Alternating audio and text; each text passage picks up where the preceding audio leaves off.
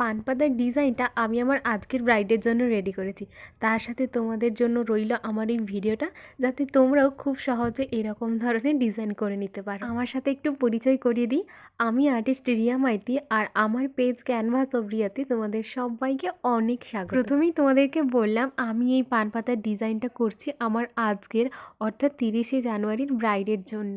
তবে এই পান পাতাগুলো নিয়ে আসতে গিয়ে সমান সমান রাখতে গিয়ে অনেক মিলিয়ে নেওয়ার চেষ্টা করলাম, কিন্তু তাও শেষমেশ হলো না। একটা ছোট একটা বড়ই নিয়ে আসতে হলো। তাই নিয়ে এসে প্রথমে ওটাকে ফ্রেশ জলে একটু ধুয়ে নিয়েছি। এরপর এটাকে শুকনো করে আমি ডিজাইন করা শুরু করলাম।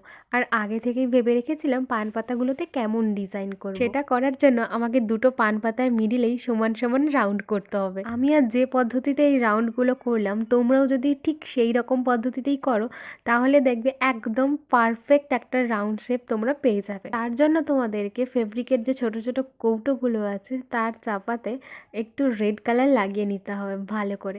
তারপর পান পাতার মিডিলে বসিয়ে নিলেই খুব খুব সুন্দর একটা রাউন্ড শেপ চলে আসবে। এবার দেখো তোমরা কিভাবে এই রাউন্ডটার চারপাশে একটা কলকা ডিজাইন করতে পারো। যেহেতু আমি আজকে পান পাতার উপর পান পাতারই একটা শেপের ডিজাইন করতে চাইছি, তাই সেই শেপটা মাথায় রেখে একটা বড় মোটা লাইন ড্র করলাম, আর এর পাশ থেকেই ছোট্ট একটা লাইন ড্র করব, আর তারপরেই শুরু করব কলকা ডিজাইন করা। প্রথমে এর পান পাতাটাতে আমি আগেই ডিজাইন করেই দেখো সাইডে রেখেছি।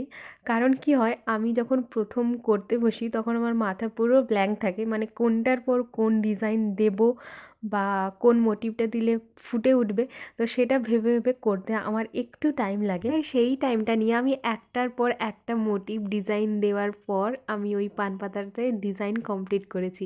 দেন এইটা একটার পর একটা করছি। তোমাদের তো আগেই বললাম এই পান পাতার উপরে আমি আজকে পান পাতা শেপেরই ডিজাইন করেছি।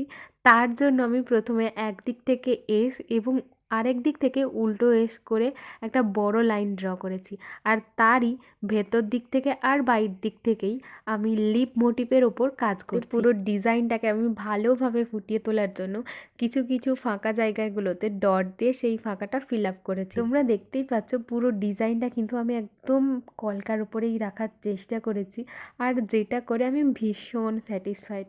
কারণ আমি মনে করি প্রত্যেকটা কাজের শেষে নিজের সেলফ স্যাটিসফাইড হওয়াটা খুবই দরকার। তবে হ্যাঁ, তোমরা যারা বিগিনার্স আছো তোমাদের কাছে এই ডিজাইনটা হয়তো একটু কঠিন হতে পারে, কিন্তু যারা মোটামুটি কলকা ডিজাইন পারো বা জানো তারা আশা করছি খুব সহজেই এটা করতে পারবে। তবে এই ভিডিওটা থেকে তোমাদের যদি কিছুটা হলেও হেল্প হয় অবশ্যই আমাকে সেটা কমেন্টে জানিও। আর আমি নিজে থেকেই ভেবে রেখেছি যারা বিগিনার্স তাদের জন্য পরপর অনেক সহজ ভিডিও নিয়ে আসবো। এর আগে আমি অনেকগুলো কলকা ডিজাইনের সাথে সাথে পান পাতাতেও ডিজাইন করেছি, সেগুলো তোমাদের সাথে আমি ছবির মাধ্যমে শেয়ার করেছিলাম, কিন্তু খুব একটা বেশি রেসপন্স পাইনি।